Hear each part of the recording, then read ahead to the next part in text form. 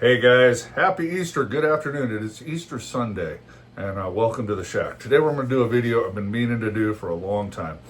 We're just going to talk about radio. I get asked a lot of questions from a variety of people because I'm a radio nerd, right? So, and those questions range from people just like, hey, my dad used to do CB back in the day. Do people still do that? What's available? What do I need in case the lights go out? Lots of prepper questions, the prepper mindset, crazy world we live in, right? Two people interested in ham radio. So what I'm going to do is I'm going to do the best I can to go through this slowly. I had some notes. I had to take stuff out. It's probably going to be a long video. I'm going to try to keep it short, but I need to explain some things and reduce it to the simplest form possible so everybody can understand it. So you very advanced people, chill out. We are not going to cover frequency in the time domain, and we're not going to cover Ohm's law. We're not doing any of that today.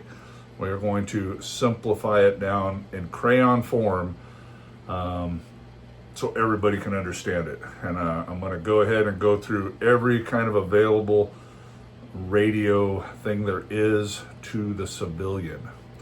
And then you can choose what you think would work best for you, or choose none of the above. The video is free.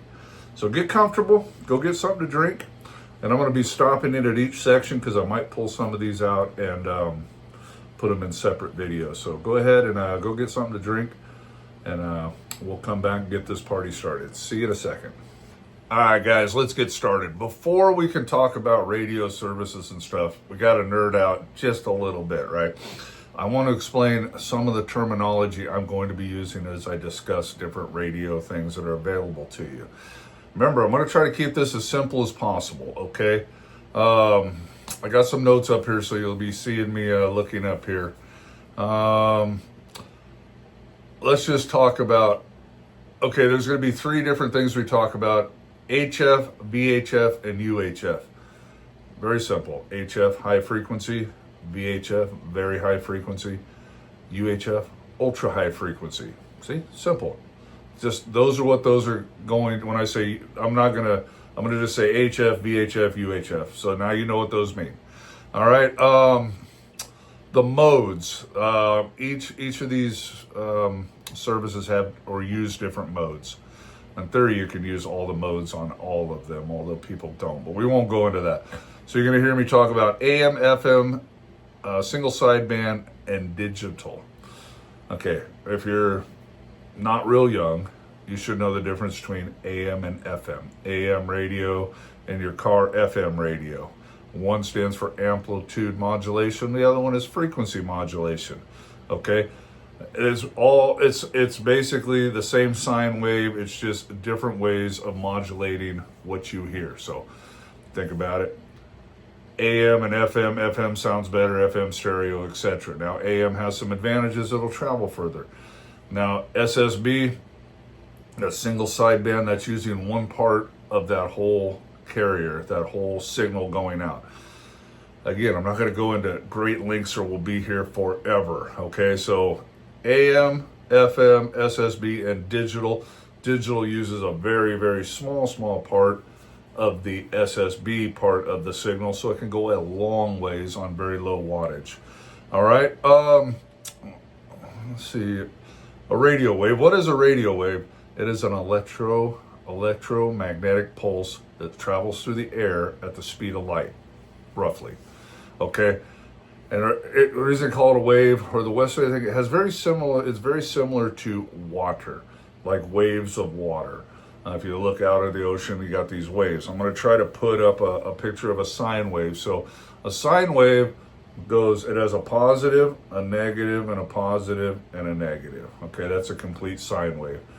But when we talk in a minute here about band and frequency, and I'll explain that in a second, we're going to measure from positive to positive peak. Okay, everything's a measurement and a mathematical equation, right?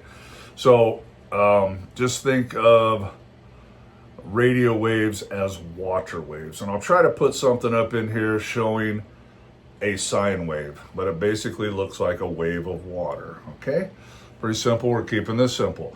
What else I got up here?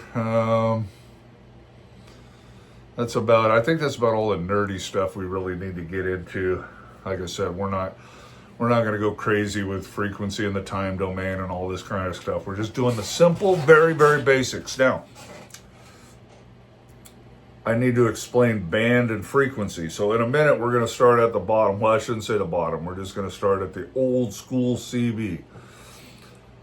That is in the 11 meter band. You probably have no idea what that means. So 11 meters, that is a measurement. It is 33 feet long. So that sine wave that CB uses is 33 feet from positive to positive peak, right? Remember I told you, and I'll try to put a picture of how they measure that up here. I'll pull it off the internet. They have a positive, a negative, a positive, and a negative, and it's 11 meters between positive and positive peak. So that is your 11 meter band. That's how they come up with that. CB operates in basically 27 megahertz. It actually starts, I write it down, 26965 is a channel 1. And we'll talk about that. You hear me say two things, channels and frequencies. A frequency and a channel are the same thing. But in CB, they have channelized certain frequencies to use so you don't interfere with each other. Same with FRS and GMRS. We're going to talk about that. When you get to ham radio, we don't have channels. We have the whole frequency, and we self-regulate. So we space ourselves apart so we don't interfere with each other. It gives us a lot more operating room. But they don't do that in the lower radio things, or people will be talking on top of each other. So CB, let's get back to that. It has 40 channelized frequencies, okay? In the 26965 to 27405. All that means is that 11 meter peak to peak sine wave is traveling at basically, we just round up and start at 27, at 27 million cycles per second through the air, up to, it goes up to 27,405, that'd be 27,405,000 cycles, positive to positive peaks, per second as it travels through the air at the speed of light. Okay, that's enough of that nerdy stuff. That should explain it good enough. And let's just go ahead and I'm gonna stop this here, and then we'll start old school with CB and work our way up to ham radio. So see you in a second. All right, guys, starting with CB, near and dear to my heart. It is what the bug that bit me back in the late 70s, early 80s. Back in those days, CB was king, man. It's the original cell phone. It's the original social media, not widely used today. We'll talk about that in a minute. But back in the day, it was extremely popular. Everybody had a CB in their car. My mom had a CB. My mom had a base station and an amplifier and all that stuff. And I was constantly in trouble for messing with it. And that's kind of what started my radio venture, right? I still have a little CB right here. And it stopped scanning. I forgot to, I'm usually just scanning through the band, listening for locals and whatnot. And of course, we'll see if Skip's in. We'll talk about that here in a second too. We got to talk about conditions. I should have done that in the nerd part. So let's go ahead and do that real quick before I forget. Those radio waves that travel through the atmosphere, some of them will go up and hit one of the layers in the atmosphere and bounce back down. Some will not. Some are too high frequency and they go right through it. But the advantage to those is they travel through buildings and structures. Now, for a ham operator or a CB guy, Skip is everything. In fact, if you see that big old thing up there, that's all about weather. And when I say weather, I'm talking about space weather, what the sun is doing, what flares it's sending at us, solar storms, etc., etc. We could be here all day. But those things are what charges up one of the three layers in the atmosphere, depending on what frequency you're using, what band you're on, that will bounce that signal back down. Also, with the high frequency, some people will bounce signals off the moon. Okay, there you go. Skip, we call that conditions in ham radio. CBers will call that skip, like you're throwing a rock across the water. Same thing, you're bouncing a signal, you send it up, someone hears you a couple states away. And ham radio, it could be all the way across the world. That is possible in CB. It doesn't happen every day, but it can happen. So anyways, back to CB. That's kind of what got started today. And also, I explained to you, it works in the 11 meter band. The modes it uses, it used to just be AM and single sideband. Now in 2021, the FCC granted CBers FM privileges. Nobody's using them. I'm a truck driver by trade. I still not hearing anybody talk on FM. I'm sure someone is somewhere, but I have not heard them. So CB today, hardly used at all. Some diehard old school CBers, skip shooters, they're out there talking away. I mean, if you look, you can see right there, channel 28 stopped on the scan. They're out there. We got a little bit of conditions, they will call it, the space weather, those conditions I just told you about. Some diehard skip shooters, truck drivers, very few. I'm a truck driver by trade. About 2% of us still run a CB and have it on most of the time. Young kids got earbuds. Not widely used except for some old school guys. Pros to CB, I don't know, it's kind of cheap, easy to get into. Downside, for the modern day radio person that is looking for communications or 4x4 people out there, FRS and GMRS, way better. And we're going to talk about that in a minute. But there's still a few old school CBers out there. I have some local guys I'll say hello to from time to time. But it's kind of a thing that's dying out, to be honest with you. So there you go. That's about all I know about CB, but that's kind of what started it all with me. Still a few people using it, but most people have moved up. There's more things available now than there was back in the 70s and 80s, and we'll get to that next. So get us something to drink. We'll be right back. All right, the next thing available to people is, and it is in the VHF, very high frequency, would be the MURS frequencies, a multi-use radio service. There you go. It is 5 channelized frequencies. It operates in 151 megahertz. Now, MURS is what we would call the 2 meter band. So that sine wave is 6 feet long, roughly. And it is cycling 151 million times. Now, the advantage to that is, and it's also an FM. So that's, well, you could, no, you're not supposed to. I mean, technically you can do anything, but it's FM only.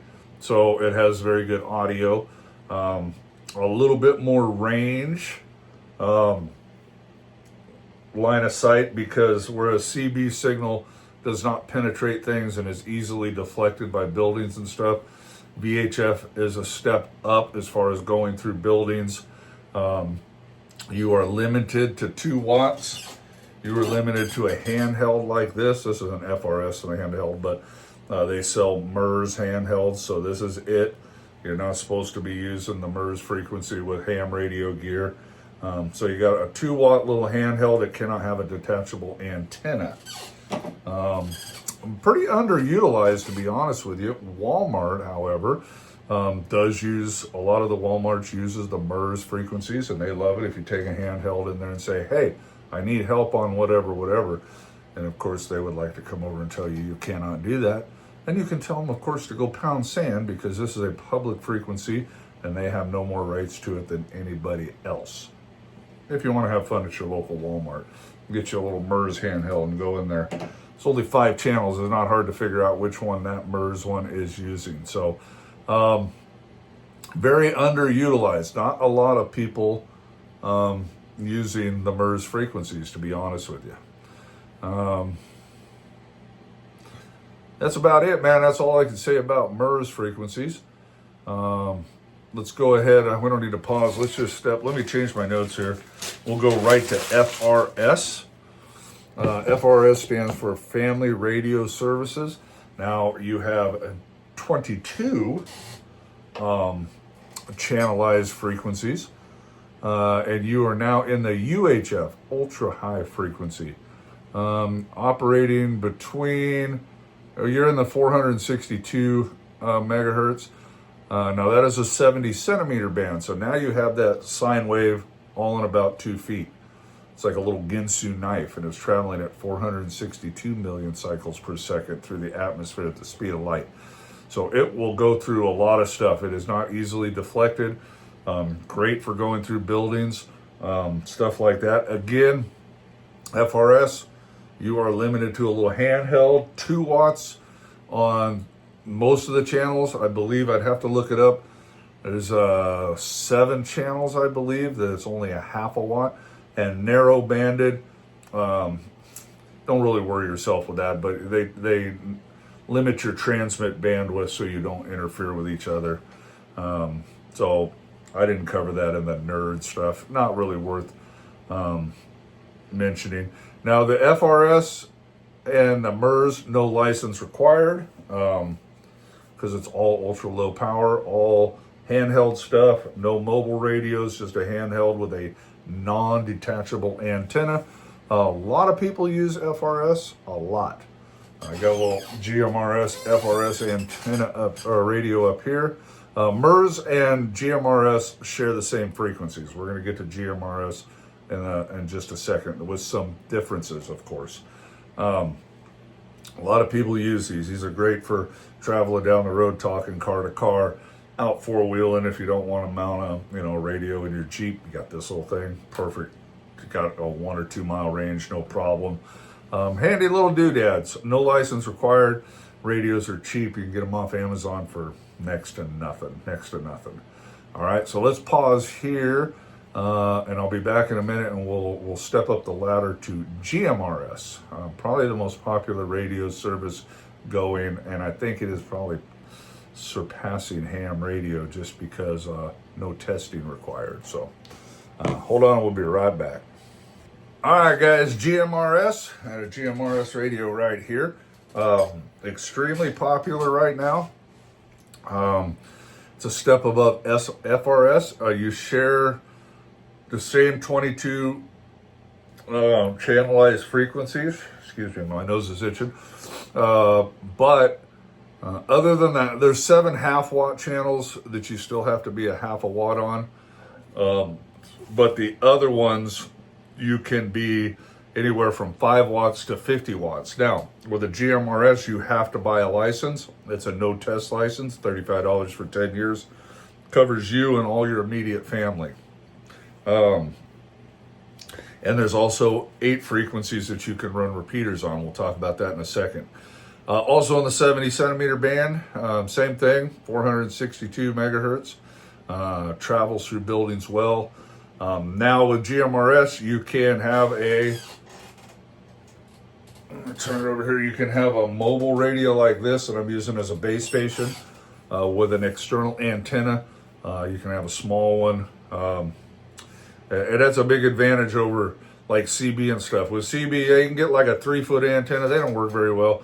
GMRS, you don't need much of an antenna, very short, so very car friendly. They do have big ones for base stations. FM,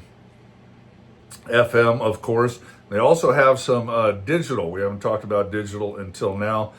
I don't know much about it. I think you got to have some certain radios, but you can send text messages and GPS locations over GMRS.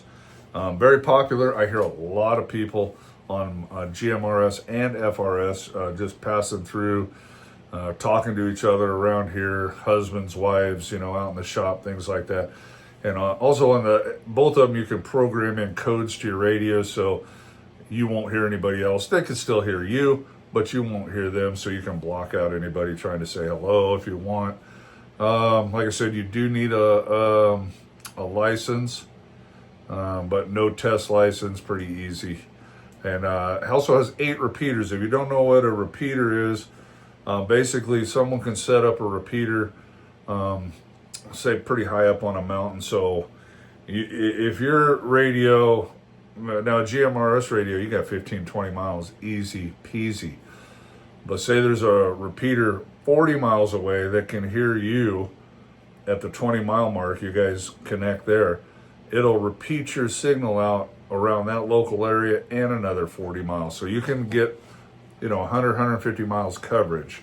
Not going to go into great detail on that. You transmit on one frequency and receive on another. There's some codes to program in. But if you guys get into GMRS, get on Google, you'll figure it out. It's really not that hard. Also, I think I said in the UHF, so it goes through buildings, good sounding stuff. And you can run wider banded, so instead of narrow like FRS, which isn't bad, FRS, you'll just kind of sound like an air traffic controller. On GMRS, they let you wideband, so it sounds more like your voice, kind of like, more like FM stereo, if that's important to you. And that's about it, man. That's all I know. GMRS, pretty popular now, especially amongst younger people that have any interest in radio, because the equipment is easier, the antennas are smaller, and it works really well. It works really well. I mean, if my hand was forced, I would definitely want a GMRS radio over a CB any day of the week, because the coverage is better, the audio is better, the antennas are smaller, just a ton of advantages, right? All right, that's it, man. That's it. The only thing left is the Big Boy League, the ham radio. That's for the hobbyists. And I didn't give you my opinion, but if you're that guy that's prepping and wants to be a prepper, GMRS is probably for you. Ham radio is not. That's such a misnomer. You're not just going to buy a little Bofang. I got one of them around here somewhere and talk worldwide on the ham frequencies. That's not how it works. But ham radio, now you're in the big leagues, tens of thousands of frequencies, up to 1,500 watts, all the modes, plus digital code, everything else. But now you're into, there's 3 levels. Well, there's actually 5 licenses still out there. They're only testing for 3. You're going to need to do a little bit of homework. But we operate on everything you just talked about, all the way up to 160 meters. Much higher power, 1,500 watts, worldwide communications all the time. And it's the big league of radio if you want to step your game up and get into that. Going to be homework, going to need to learn a lot. You're going to have to get a license that you have to test for, and you're going to have to spend some money and build some antennas and things like that. But it's a lot of fun. All right, guys, I hope you enjoyed this video. I hope I covered everything, or at least gave you a brief overview of what's available out there. For you guys not sure which direction you may want to go with radio. All right, have a great day. God bless you. Happy Easter. Bye now.